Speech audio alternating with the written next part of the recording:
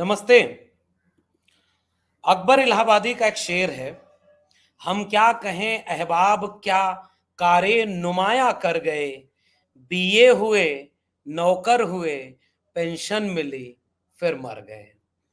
अकबर इलाहाबादी जिस दौर में ये शेर लिखते हैं, उस दौर में एक पढ़े लिखे होने का, जिसे पढ़ने का मौका मिल गया, उसके जीवन का एक रास्ता यही गलियारे से खुलता था कि बीए हुए, नौकर हुए, पेंशन मिली, फिर मर गए।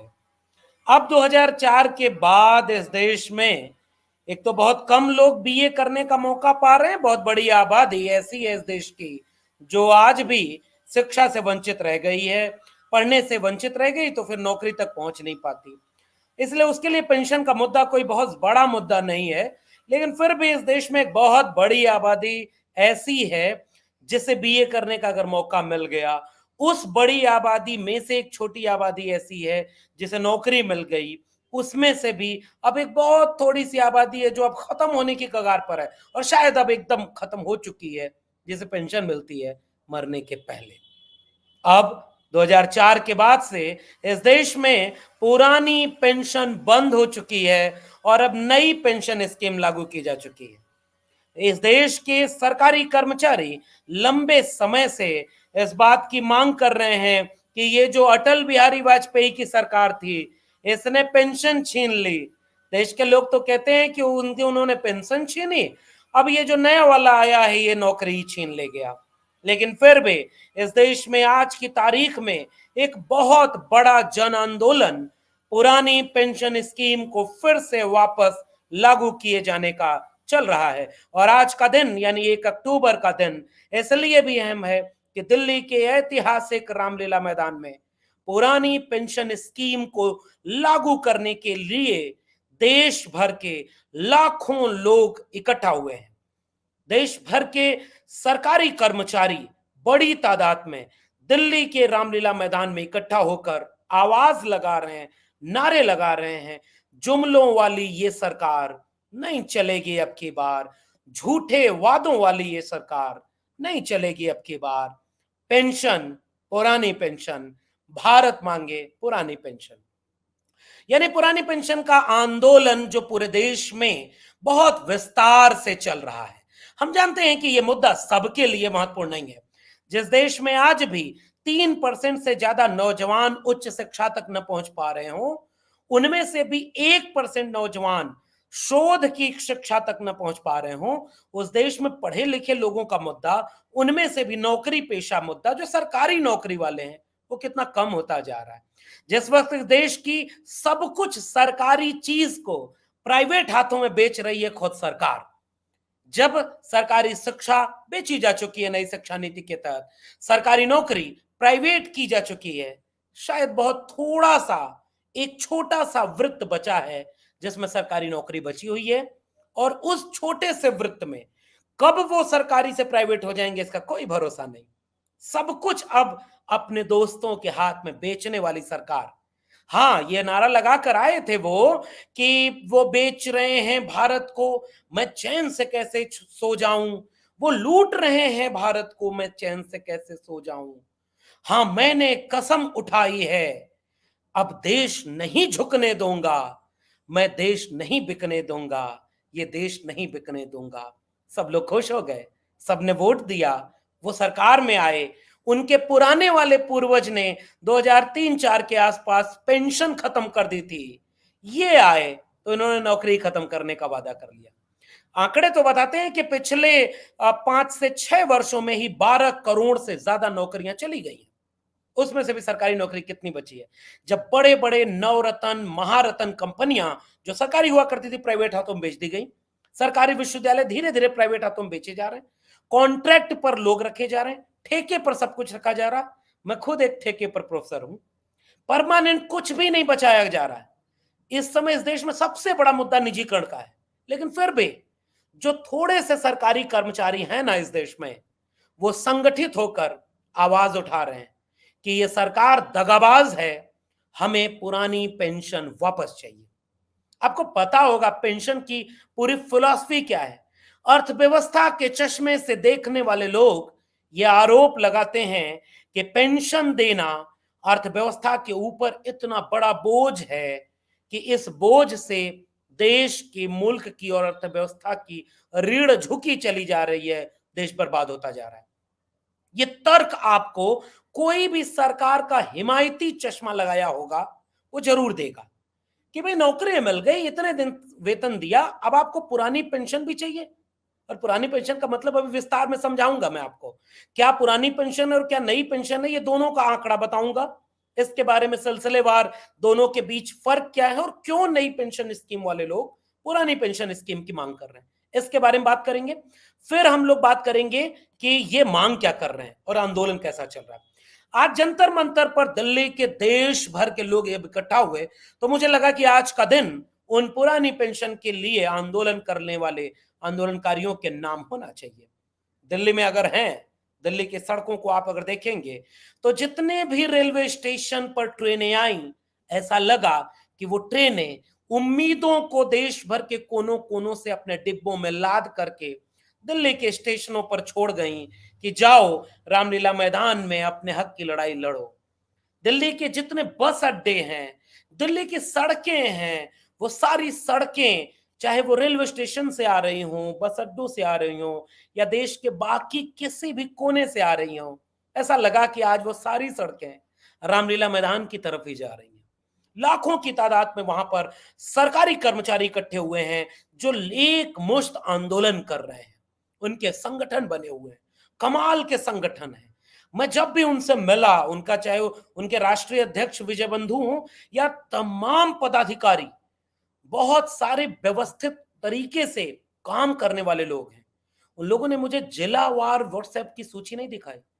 व्हाट्सएप ग्रुप उनके जिले के अंदर ब्लॉक, तहसील और गांव तक में बने हुए हैं। एक क्लिक पर वो कहते हैं कि हम इस सोशल मीडिया पर लाखों लोगों को अपना पैगाम दे सकते हैं।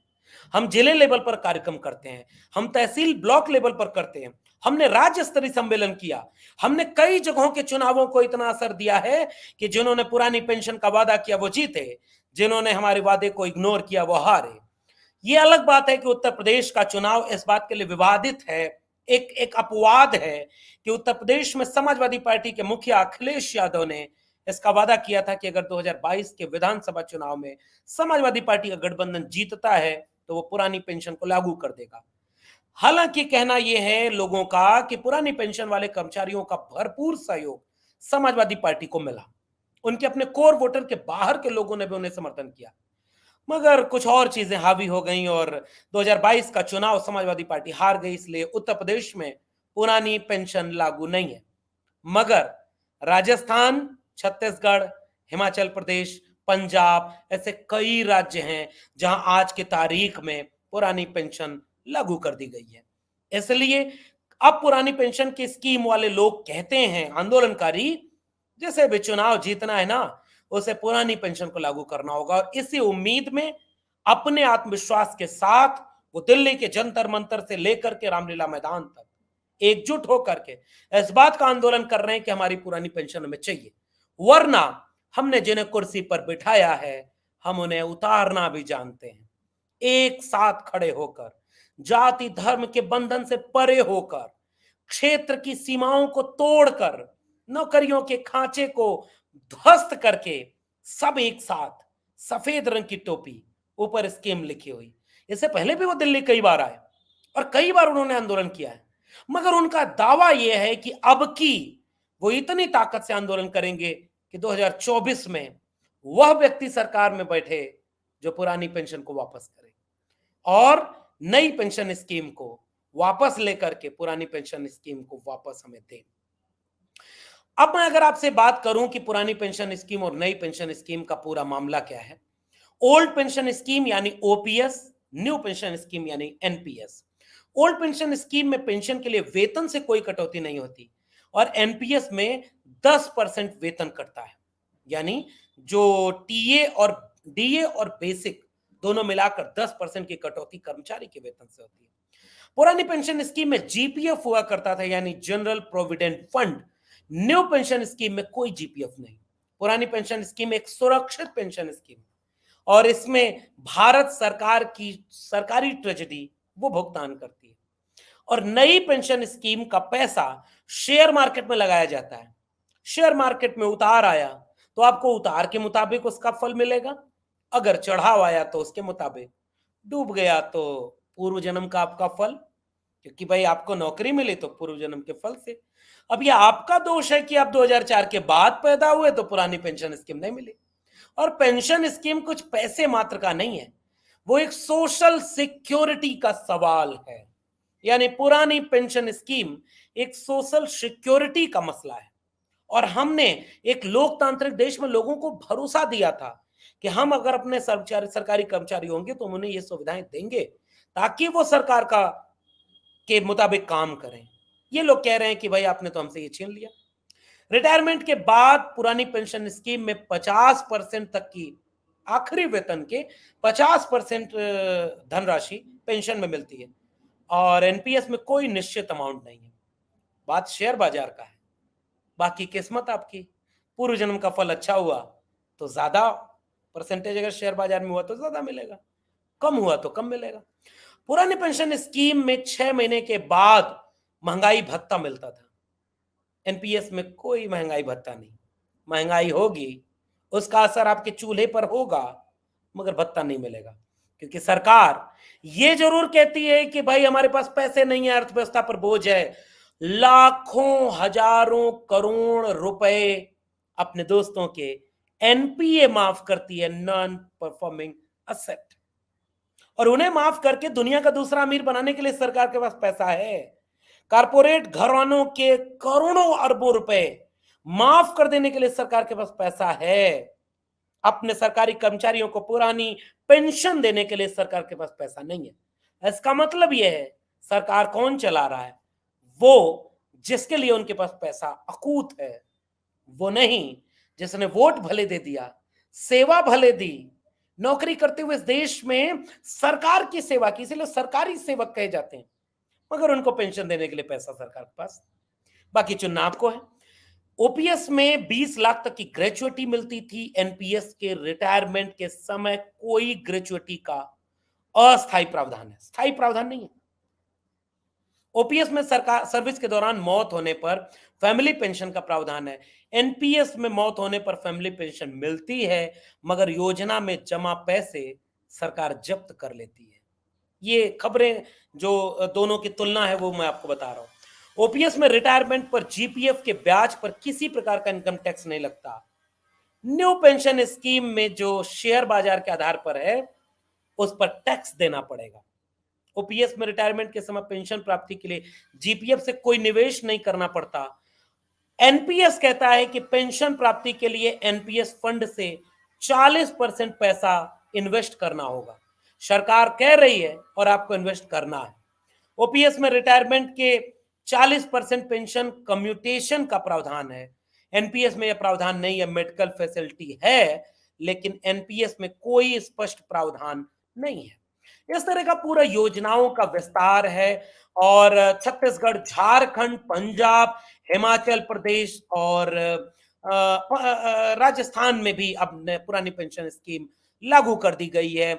और बाकी कई जगहों पर ऐसे लोग हैं, बार बार सरकार रिव्यू करना चाहती है, लेकिन रिव्यू के नाम पर केवल वो दिलासा दिलाना चाहती है और इसलिए लगातार पुरानी पेंशन के लिए आंदोलन करने वालों का गुस्सा बढ़ता जा रहा है। एक बार आप भी विचार करिएगा, फिर से मैं कह रहा हूं, सरकारी कर्मचारी को मिलने वाला पेंशन केवल कुछ पैसे का टुकड़ा नहीं है, हिस्सा नहीं है, वो सरकारी कर्मचारियों के बुढ़ापे का सहारा है। वो सरकार एक सुरक्षा देती है जिसे हम सामाजिक सुरक्षा कहते हैं, और दुनिया के तमाम देशों में यह सामाजिक सुरक्षा का प्रावधान लागू किया जा चुका है। गौर करिएगा, पूरे दुनिया में लागू है। लेकिन भाई G20 का नाम पर पीठ थपथपाने वाले लोग दुनिया से कहां चलते? वो अपने दोस्तों का लाखों करोड़ रुपया एनपीए माफ कर देंगे, लेकिन भारत के सरकारी कर्मचारियों को एनपीएस देंगे, न्यू पेंशन स्कीम। इसलिए इन लोगों ने बार बार ये सवाल किया है कि राज्य सरकारें अगर लागू कर सकती हैं तो केंद्र सरकार पुरानी पेंशन क्यों नहीं लागू कर सकती? अटेवा से लेकर के तमाम संगठनों का नाम इन्होंने बनाया है और देश का आज की तारीख में सबसे मजबूत आंदोलनों में से एक आंदोलन पुरानी पेंशन स्कीम का आंदोलन है। और आज दिल्ली के रामलीला मैदान पर खड़े होकर इन पुराने पेंशन कर्मियों ने, पुरानी पेंशन के लिए जो आंदोलनकारी जो लोग हैं, इन्होंने एक हुंकार भरी है कि अगर आपने अब भी हमारी आवाज नहीं सुनी तो 2024 के कुर्सी पर वही बैठेगा जो पुरानी पेंशन की बात करेगा। क्योंकि सबसे महत्वपूर्ण तथ्य जानते हैं आप, सरकार में अगर आप चले गए, विधायक बन गए, तो आपको पेंशन मिलेगी। आप सांसद बन गए तो भी पेंशन मिलेगी, भत्ते मिलेंगे। लेकिन आप सरकारी मुलाजिम हैं तो आपको पेंशन नहीं मिलेगी, क्योंकि अटल बिहारी वाजपेयी की एनडीए सरकार ने पहले पेंशन बंद कर रखी है और तमाम लोगों ने उसका समर्थन किया। अब वो पुरानी पेंशन में वापस जा रहे हैं और नरेंद्र मोदी की सरकार से ये लोग कह रहे हैं कि भाई तुमने तो नौकरी छीन ली, लेकिन अब हम कह रहे हैं हम सरकारी मुलाजिम पुरानी पेंशन को वापस चाहते हैं। और हम तुमसे एक सवाल पूछना चाहते हैं, पहला सवाल, और मेरा भी सवाल यही है, अगर लाखों करोड़ रुपए का एनपीए माफ किया जा सकता है और उसके बाद भी अर्थव्यवस्था की रीढ़ पर कोई लचक ना आए, तो इसका मतलब कि सरकारी कर्मचारियों को पेंशन पुरानी देने से अर्थव्यवस्था की रीढ़ की सेहत पर कोई असर नहीं पड़ रहा है। उन नेताओं की सेहत पर जरूर असर पड़ता है जो विधायक होने के बाद पेंशन लिए बैठे हैं, सांसद होने के बाद पेंशन लिए बैठे हैं। और अगर गलती से आप एमएलसी, एमएलए और एमपी बन गए तो आपको एक नहीं कई पेंशन भी मिलने का प्रावधान इस देश में है। फिर भी अपनी पेंशन लेंगे, अपना वेतन भत्ता सब कुछ, ग्रेट्युटी और टीए डीए सब कुछ लेंगे, महंगाई भत्ता लेंगे, लेकिन सरकारी मुलाजिम अगर आप हैं तो आपको हम पेंशन नहीं देंगे, क्योंकि अर्थव्यवस्था पर बहुत बोझ पड़ता है। हाय रे मासूमियत, और हाय रे इस देश की मासूमियत। ऐसे तर्कों से भी इस देश के लोग कन्विंस हैं, ऐसे तर्कों से भी कन्विंस हैं। भाई इस देश में क्या कर सकते हैं आप? अगर इस देश में नाली के गैस से चाय बन सकती है, अगर बादल आने पर रडार काम करना बंद कर सकते हैं, अगर इस देश में अंधविश्वास पाखंड इतना फैल सकता है, तो पेंशन देने के लिए पैसा नहीं है लेकिन एनपीए माफ करने के लिए पैसा है, और पेंशन देने से अर्थव्यवस्था डूब जाएगी, इस बात से क्यों नहीं कन्विंस हो जाएंगे इस देश के लोग? और बहुतायत आज भी कन्विंस हुए बैठे हैं। लेकिन मैं आज उन तमाम सरकारी कर्मचारियों को सैल्यूट करना चाहता हूं, उन्हें क्रांतिकारी इस्तकबाल करना चाहता हूं, जिन्होंने दिल्ली की सड़कों को गुलजार किया, रामलीला मैदान से हुंकार किया कि जुमलों वाली ये सरकार नहीं चलेगी अब की बार, झूठे वादों की सरकार नहीं चलेगी अब की बार। और शायद ये जो जागे हुए लोग हैं, मुल्क की आजादी की लड़ाई भी जब चल रही थी ना, तो पूरा मुल्क सड़कों पर नहीं था, मगर जो थोड़े से जुनूनी लोग थे, जिन्होंने अपना बहुत कुछ कुर्बान करके मुल्क को आजाद कराया, और जब मुल्क आजाद हुआ तो फायदा उन्हें भी हुआ जो जंगे आजादी में कहीं नहीं गए, कभी नहीं गए, और तो और अंग्रेजों की माफी भी मांगते रह गए, उन्हें भी मुल्क की आजादी का फायदा मिला। इसी तरह से जो जन आंदोलन होते हैं उनमें सारे लोग नहीं जाते, काश कि सारे लोग, आधे भी अगर सड़क पर खड़े हो जाएं, किस सरकार की जरूरत है कि वो पुरानी पेंशन क्यों ना वापस दे दे। लेकिन फिर भी बहुत ज्यादा आबादी सोई हुई होती है, मगर सरकारी कर्मचारियों का एक बड़ा हिस्सा जागा हुआ है। आज अगर ये कामयाब हो गए तो कल इनका फायदा उन सबको मिलेगा जिनके पास सरकारी नौकरी है। तो अगर सरकारी नौकरी वाले सरकारी पेंशन को बचा लें पुरानी, बाकी बेरोजगार सरकारी नौकरी को बचा लें, तो सब मिलकर थोड़ा थोड़ा देश और संविधान को बचा लेंगे। बचा लीजिए इससे पहले कि बचाने को कुछ बचे ही ना। मैं सैल्यूट करता हूं पुराने पेंशन कर्म की आंदोलन कर रहे, पुराने पेंशन का आंदोलन कर रहे इन तमाम आंदोलनकारियों को। जय हो, विजय हो। बहुत बहुत धन्यवाद।